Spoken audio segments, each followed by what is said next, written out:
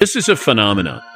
Caitlin Clark is a phenomenon. And if I said to any of these people who think Caitlin Clark is not the Rookie of the Year, I'd say, who would you want to start your franchise with? Now, I'm not going to put A'ja Wilson in there. I'm just saying between these two. Angel Reese is a wonderful player, but she does not compare to what and who Caitlin Clark is when she's on the basketball floor. All right, so ESPN dropped their updated WNBA 2024 rookie rankings this Thursday, and honestly, it's kind of shocking. I just can't wrap my head around how they came to this conclusion, because Indiana Fever rookie Caitlin Clark landed at number 2, while Chicago Sky rookie Angel Reese grabbed the top spot. This is really spiraling out of control now. Anyone who's been following from the start knows there's no racial angle here. Sure, people call Reese and Clark rivals, but that's just because Angel Reese threw that "you can't see me" gesture and even tapped Clark on the head. Reese is trying to link her name with Caitlin's, but let's be honest, there's no real competition. Clark completely outshines Reese. Is the Caitlin Clark comparison. She's being destroyed by chasing the Rookie of the Year thing, which she has no chance, so she wants to be a dynamic offensive player, and she's just not right now. She's a great rebounder, great energy. And now it really feels like ESPN is bending over backwards trying to sell us the idea that there's a real Rookie of the Year race happening. A race only exists when at least 2 players are actually competing to cross the finish line. One winning, one losing. But let's be real. Was there ever a race here? I'd say no. Yet somehow, here we are, with Chicago Sky rookie Angel Reese perched at number 1, while Indiana Fever's queen, Caitlin Clark, sits at number 2. Honestly, just thinking about it gives me a headache. We'll break down ESPN's brilliant reasoning in a moment, but first, take a look at what Joe Budden had to say about this. All right, what I'm saying to you is this. I have seen footage of Caitlin Clark now, and I have seen footage of Angel Reese. Oh, you about to piss me off.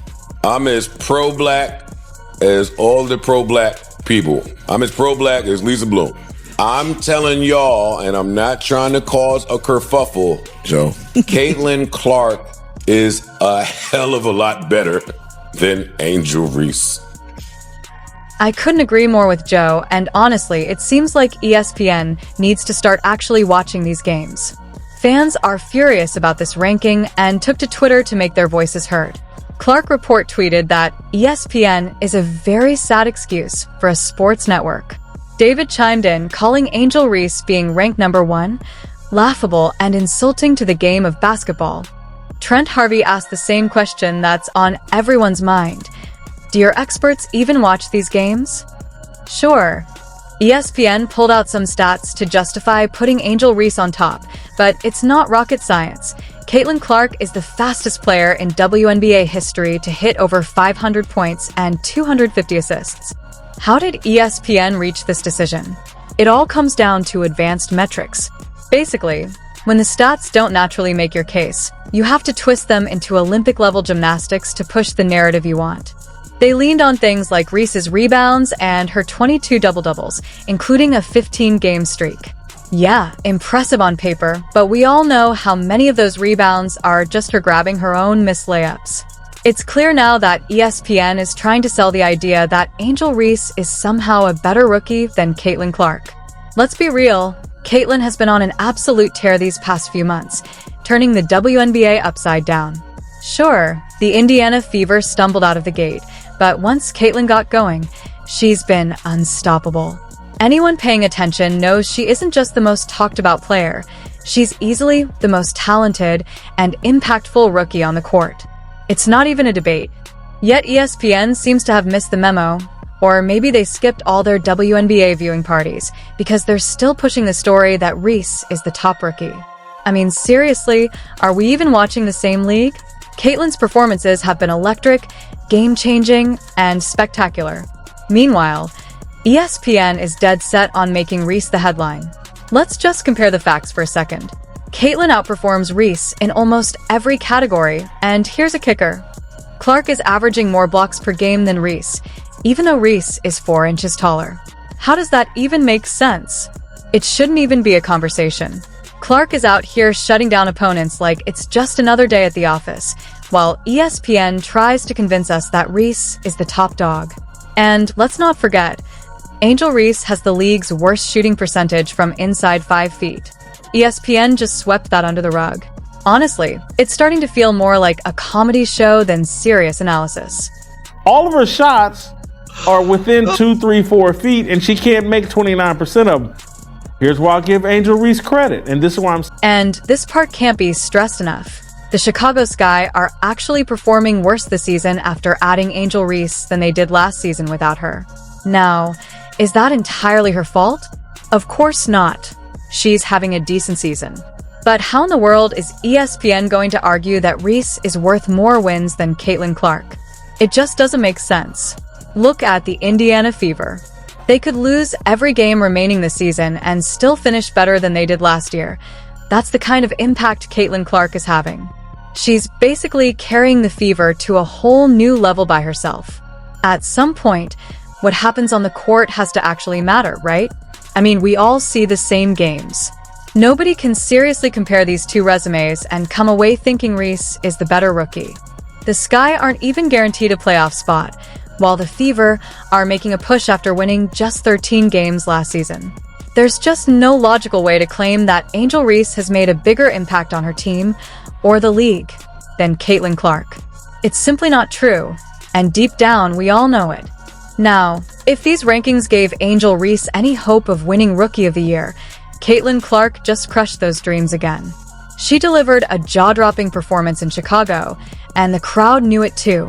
Clark got a standing ovation as she was subbed out with 3:52 left on the clock. The Indiana Fever completely dominated the Sky, and Caitlin was the undisputed star. The game started close, but once Clark and the Fever got going, it was all over for Chicago. She was unstoppable. 8 of 14 from the field, 5 of 9 from three-point range, and a massive 31 points. Oh, and she didn't just stop there. She set not one, but 2 records tonight. As always, you can expect records to fall whenever Caitlin steps on the court. Meanwhile, where was Angel Reese? Right, practically invisible. Sure, she had 10 rebounds and 8 points, but let's be real, she was a non-factor. 3 of 8 from the field, and she couldn't hit a shot to save her season. Now, let's talk about a real double-double. Clark had 12 assists along with her 31 points. That's what making an impact looks like.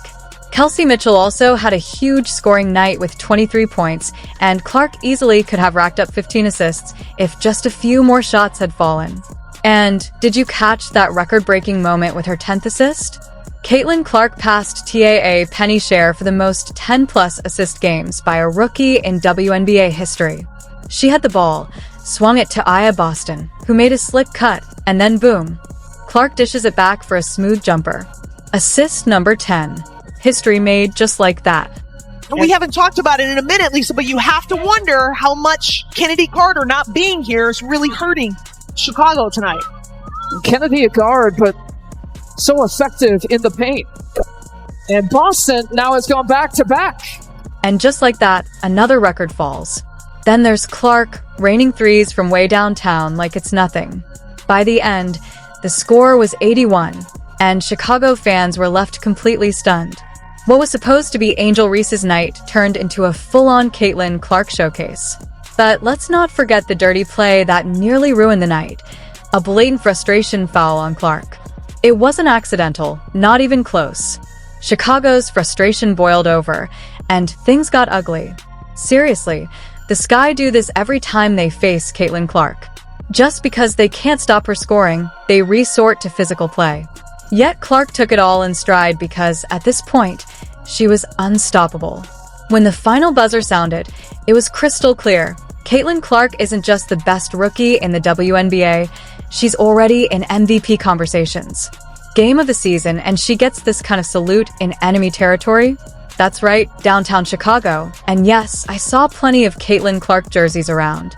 The Fever are now 16-16, and nobody wants to face this team in the playoffs. Angel Reese's Rookie of the Year dream? 6 feet under. Caitlin Clark is the real deal. The thing is, fans didn't even need to watch this game to know it. Yes, Caitlin Clark is Rookie of the Year. But somehow, ESPN felt they needed this game to justify their ranking. I hope now they see how absurd it was to put Angel Reese above Caitlin Clark. Last night, Clark snatched 22 rebounds. Reese, the only player in WNBA history with 3 consecutive 20-rebound games. I've talked about Caitlin Clark. I love the sizzle, the handles, the passing, the shot making, but let's give credit where it's due. Angel Reese is no joke either. And yes, she can make a case for Rookie of the Year. I mean, did someone really just say that? They literally claimed Caitlin Clark has the ball handling, passing, and scoring ability? Come on. What do you all think about this? Drop your thoughts in the comments and don't forget to subscribe.